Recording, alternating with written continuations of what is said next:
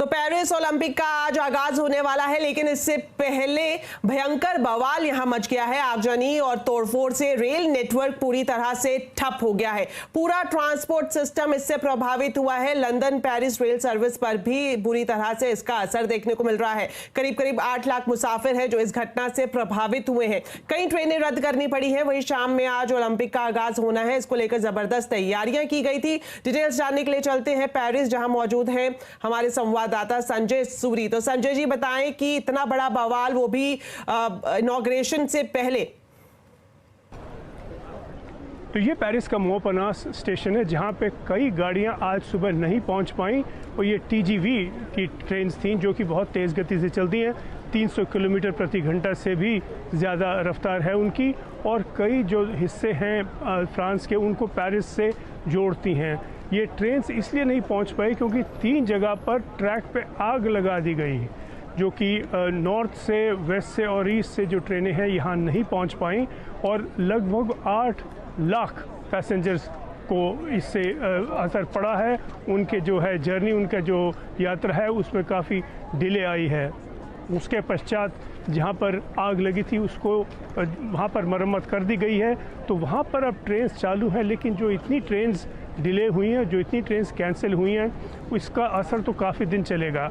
और ये मान के चल रहे हैं लोग कि शायद कई लोग जो आज शाम की पेरिस की ओपनिंग सेरेमनी पे आने वाले थे, अब शायद कोई लेट ट्रेन्स लेकर पहुंच पाएंगे। लेकिन भय ये है कि अगर पहले दिन इतना कुछ लोगों ने कर दिया तो भविष्य में लोग क्या करेंगे, और बड़ी कोशिशें हो सकती हैं कि लोग करें कि किसी न किसी तरह इस गेम्स को रोका जाए या कुछ ऐसा किया जाए जिससे गेम्स का मज़ा ख़त्म हो जाए।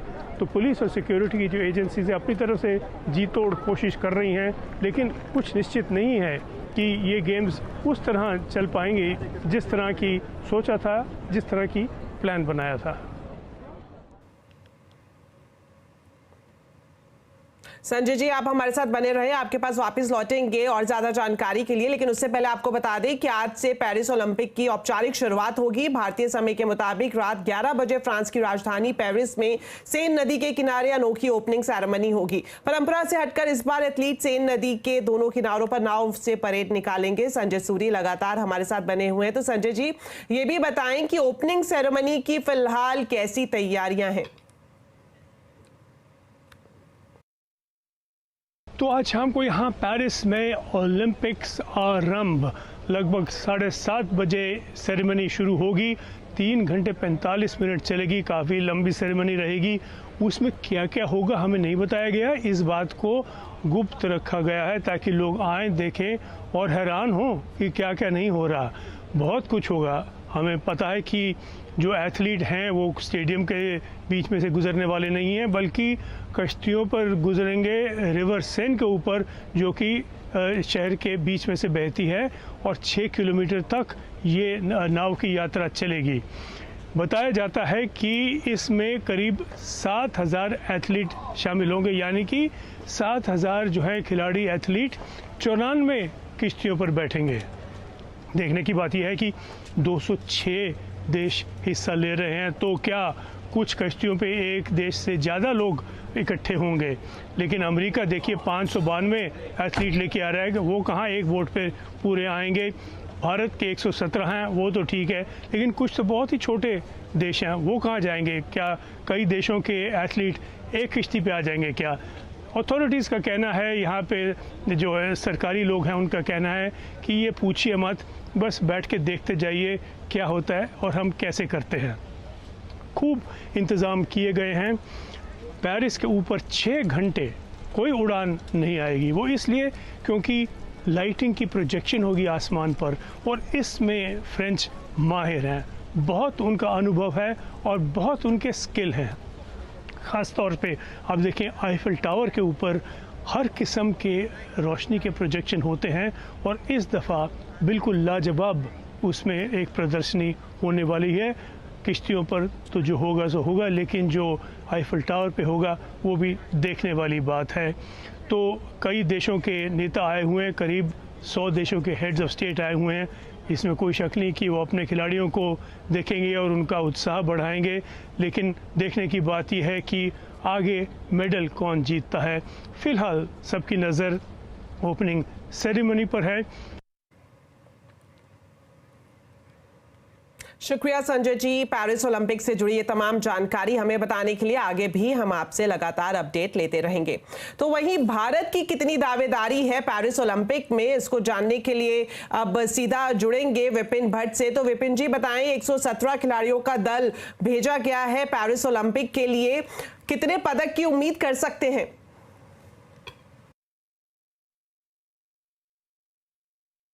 पेरिस ओलंपिक से भारत को बहुत सारे पदकों की उम्मीद है और इसीलिए हम इसे कह रहे हैं उम्मीदों का ओलंपिक। आइए एक नजर डालते हैं कि इस बार जो भारतीय दल है वो कैसा दिख रहा है। 117 खिलाड़ी हैं कुल इस बार और पहली बार जो ओलंपिक में हिस्सा लेंगे ऐसे 72 खिलाड़ी इसमें शामिल हैं, जिसमें से 70 पुरुष हैं और 42 महिला खिलाड़ियों का ये दल है। किस तरीके से हमने पिछले ओलंपिक्स में टीम्स भेजी हैं, 2012 में 83 खिलाड़ी गए थे, 2016 में भी 117 खिलाड़ियों का दल था, 20 में 121 अब तक का सबसे बड़ा दल रहा और इस बार फिर 117 खिलाड़ी हमारी तरफ से पदक की दौड़ में शामिल हो रहे हैं। किस राज्य का कितना कंट्रीब्यूशन, ये बड़ा इंटरेस्टिंग है। देखिए हरियाणा और पंजाब डेफिनेटली यहां से काफी खिलाड़ी आते हैं, 24 और 19 यहां आंकड़ा दोनों राज्यों का। इसके अलावा तमिलनाडु से 13 है, कर्नाटक और उत्तर प्रदेश की भागीदारी दिखाई दे रही है, 7-7 खिलाड़ी इन राज्यों से पहुंचे हैं। पिछले ओलंपिक के कौन कौन से मेडलिस्ट हैं जिन्होंने पूर्व में ओलंपिक में पदक जीते हैं? नीरज चोपड़ा साहब पदक लेकर आए, सोना दिलाया इन्होंने हमको। पीवी संधू इन्होंने भी मेडल दिलाया ओलंपिक्स में भारत को। मीराबाई चानू लगातार ओलंपिक में अच्छा परफॉर्मेंस करती आई हैं। लवलीना ने भी मेडल दिलाया था और पुरुष हॉकी टीम पिछले ओलंपिक्स में आपके लिए ब्रॉन्ज लेकर आई थी। तो इन्हीं मेडलिस्ट से इस बार भी उम्मीद होगी नीरज साहब का भाला जाकर सीधा सोने को भेज दे, पूरा देश ये दुआ मनाएगा। निखत जरीन से उम्मीद होगी कि ऐसा घूसा चलाएंगी, ऐसा पंच मारेंगी कि सोना ही गिरेगा। सत्य को चिराग की जोड़ी से बैडमिंटन में हम उम्मीद रख रहे हैं और साथ ही पीवी संधू एक बार फिर भारत को वो ग्लोरी, वो कीर्ति दिला सकती हैं अपने परफॉर्मेंस से। मीराबाई चानू में वो दमखम है कि वो सोना ही उठा दें सीधा मेडल के तौर पर। लवलीना से भी उम्मीद रहेगी कि बॉक्सिंग में कमाल करके दिखाएंगी और भारत के लिए एक चमचमाता पदक लेके आएंगी। इन पर भी नजर है। तो अंतिम पंघल रेसलिंग में कमाल हो सकता है, यहां पर मेडल आ सकता है। अमित पंघल बॉक्सिंग में भारत की उम्मीद बन सकते हैं। सिफ्ट सांब्रा अच्छा कर रही है परफॉर्म, बहुत नाम हो रहा है इनका, निशाना लगा सकती है सोने पे। मनु भाकर भी एक इवेंट में, जो कि डिफरेंट इवेंट है जहां ये दोनों शामिल होंगी, गोल्ड ला सकती है। विनेश फोगाट से भी रेसलिंग में देश को बड़ी उम्मीदें हैं और दीपिका कुमारी जिनके तीर निशाने पे बैठते हैं, इस बार उम्मीद है कि सोने पे ही जाके सीधा लगेंगे। पिछले ओलंपिक्स की बात करें, टोक्यो ओलंपिक में इंडिया का परफॉर्मेंस अच्छा कहेंगे हम। 1 गोल्ड लाए थे, 2 सिल्वर थे और 4 ब्रॉन्ज। उम्मीद करेंगे कि नीचे के साइड के जो मेडल हैं इस बार सोने में तब्दील होते हुए नजर आएंगे। शुक्रिया विपिन जी इस पूरी भारतीय दल की तस्वीर को दर्शकों के सामने रखने के लिए। और उम्मीदें काफी ज्यादा हैं और हम ये भी उम्मीद कर रहे हैं, ये भी आशा है कि जो उम्मीदें हमने अपने खिलाड़ियों से लगाई हैं इस बार वो जरूर पूरी होंगी। चलिए अब बात करते हैं बाजार की। अगस्त सीरीज की शानदार शुरुआत हुई, बाजार शानदार बढ़त के साथ बंद हुआ। निफ्टी की रिकॉर्ड क्लोजिंग हुई तो मिड कैप स्मॉल कैप शेयरों में अच्छी खरीदारी दिखी। डिटेल्स लेते हैं यतिन मोता से। तो यतिन, आपसे जानना चाहेंगे कि आज किन सेक्टर्स में सबसे ज्यादा तेजी और कहां कुछ कमजोरी रही? देखिए आज ज़बरदस्त दिन था भारतीय बाजारों के लिए। हम केवल 150 पॉइंट दूर हैं 25,000 निफ्टी से। और निफ्टी गेनर्स की बात करें आज तो बहुत सारे स्टॉक्स में आपको मजबूती दिखाई पड़ी। सबसे पहले श्रीराम फाइनेंस, यहाँ रिजल्ट्स के बाद लगभग 10% का आपने अपर सर्किट देखा। सिप्ला ऑल्सो रिजल्ट्स के बाद लगभग 5% का मूव। दिवीज लैब और भारतीय एयरटेल में शानदार खरीदारी का माहौल आपको देखने को मिला।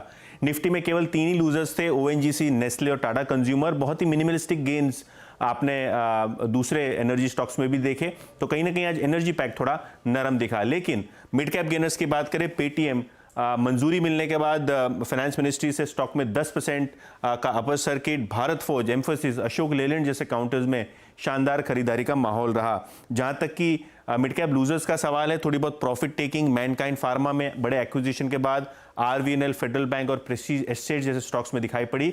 लेकिन बैंकिंग सेक्टर आज नीचे के लेवल से काफी आपको रिकवर होता हुआ दिखाई पड़ा। बंधन bank, AU small finance bank, Kotak bank, IndusInd bank में आपको काफी अच्छी खरीदारी देखने को मिली।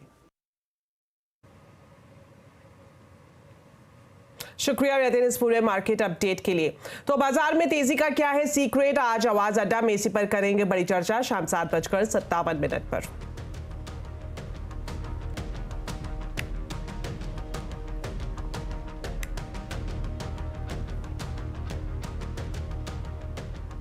चलिए अब आपको दिखाते हैं सीएनबीसी आवाज की एक्सक्लूसिव खबर। 31 जुलाई के बाद भी इलेक्ट्रिक गाड़ियों की सब्सिडी जारी रह सकती है। सूत्रों के मुताबिक सरकार सब्सिडी की सीमा 2 महीने के लिए बढ़ा सकती है। ज्यादा डिटेल्स के लिए रोहन सिंह हमारे साथ जुड़ गए हैं। तो रोहन, बताएं क्या जानकारी है आपके पास? जी, इस वक्त इलेक्ट्रिक गाड़ियों को सब्सिडी के लिए सिर्फ एक स्कीम है, उसका नाम है इलेक्ट्रिक मोबिलिटी प्रमोशन स्कीम, और इसकी जो ये 31 जुलाई को ख़त्म हो रही है। और इसके बाद इलेक्ट्रिक व्हीकल इंडस्ट्री में बड़ा कन्फ्यूज़न था कि इसके बाद क्या होगा, सब्सिडी मिलेगी या नहीं मिलेगी, क्योंकि फेम 2 ख़त्म हो चुका है, फेम 3 अभी तक आया नहीं है। और ये जो स्कीम थी ये इस बीच के लिए थी, इस 4 महीनों के लिए बनाई गई थी, लेकिन इसमें 500 करोड़ दिए गए थे। अब तक इसमें करीब 70 करोड़ ही खर्च हुए हैं, बाकी की सारी जो रकम है वो बची हुई है। तो अब सरकार इसको 2 महीने बढ़ाने पर विचार कर रही है। 2 महीने, या फिर जब तक कि फंड की जो पूरी राशि है वो खत्म नहीं हो जाती है, तब तक जो इलेक्ट्रिक व्हीकल कंपनियां हैं वो इस स्कीम का फायदा उठा सकती है। और सरकार को उम्मीद है कि चूंकि फेम 3 अब फाइनल स्टेज पर है, कैबिनेट के अप्रूवल की बस ज़रूरत है, तो तब तक वो फेम 3 आ जाएगा। और तब तक अगर इस स्कीम की राशि बची रह जाती है तो उसे फेम 3 में शामिल किया जाएगा। लेकिन सब्सिडी नहीं रुकेगी। जो इलेक्ट्रिक व्हीकल कंपनियां, खासतौर पर 2 व्हीलर और 3 व्हीलर कंपनियां जो हैं, वो जो सब्सिडी पर काफ़ी हद तक निर्भर हैं, उनको आगे भी सब्सिडी मिलती जाएगी 31 जुलाई के बाद भी। शुक्रिया रोहन इस एक्सक्लूसिव जानकारी के लिए। तो चलिए फिलहाल वक्त हो गया एक छोटे से ब्रेक का, लेकिन ब्रेक के बाद खबरें और भी हैं, आप देखते रहिए आवाज समाचार।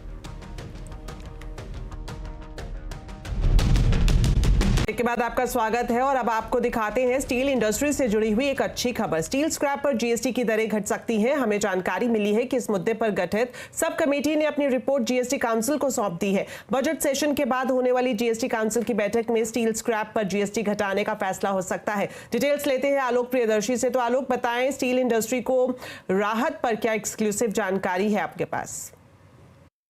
बिल्कुल, देखिए स्टील इंडस्ट्री के लिए जीएसटी के मोर्चे पर अच्छी खबर आ सकती है। सीएनबीसी आवाज को सूत्रों से जानकारी मिली है कि जो स्टील मैन्युफैक्चरिंग के लिए अहम स्टील स्क्रैप है उस पर जीएसटी की दरों में कटौती हो सकती है। दरअसल इस मुद्दे पर जो पिछली जीएसटी काउंसिल की बैठक हुई थी उसमें एक कमेटी बनाई गई थी, सब कमेटी ने अपनी रिपोर्ट दे दी और कहा है कि जो मौजूदा स्टील स्क्रैप पर जो जीएसटी 18% है इसको घटाया जाना चाहिए, क्योंकि इस पूरे स्टील स्क्रैप पर स्टील कंपनियों को इनपुट टैक्स क्रेडिट मिलने में अभी दिक्कत होती है, क्योंकि ज्यादातर स्टील स्क्रैप जो होते हैं अनरजिस्टर्ड सप्लायर सप्लाई करते हैं और वो जीएसटी नहीं चुकाते हैं, लिहाजा स्टील कंपनियों का इनपुट टैक्स क्रेडिट अटक जाता है। ऐसे में जो नुकसान है उसको कम करने के लिए यही सुझाव सब कमेटी ने दिया है कि इस पर जो जीएसटी की दर है 18% से घटाकर 12% या उससे भी कम कर दिया जाए। इससे स्टील कंपनियों का नुकसान कम हो जाएगा।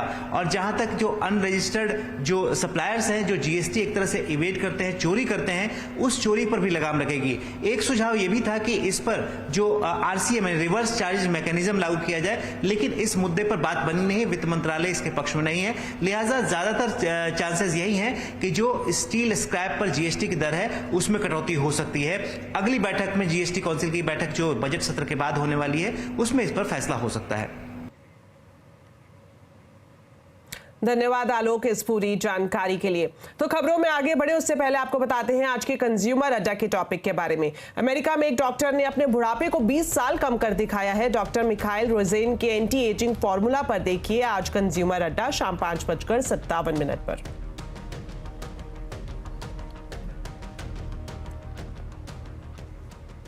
अमेरिकी राष्ट्रपति चुनाव में कमला हैरिस की डेमोक्रेट्स राष्ट्रपति पद की उम्मीदवारी और मजबूत होती हुई दिखाई दी है। बराक और मिशेल ओबामा ने कमला हैरिस की दावेदारी का समर्थन किया है। मिशेल ओबामा और बराक ओबामा ने फोन पर कमला हैरिस से बातचीत की और उनकी तारीफ भी की। कमला हैरिस ने समर्थन देने के लिए ओबामा और मिशेल ओबामा को थैंक यू कहा। वहीं कमला हैरिस ने इजराइल के प्रधानमंत्री नेतन्याहू से भी मुलाकात की। हालांकि सेल्फ डिफेंस की इजराइल की दलील को उन्होंने माना है, लेकिन ये भी कहा है कि गाजा के संकट को अनदेखा नहीं कर सकते। उन्होंने ये भी कहा कि इजराइल और गाजा युद्ध समाप्त करने का वक्त आ गया है।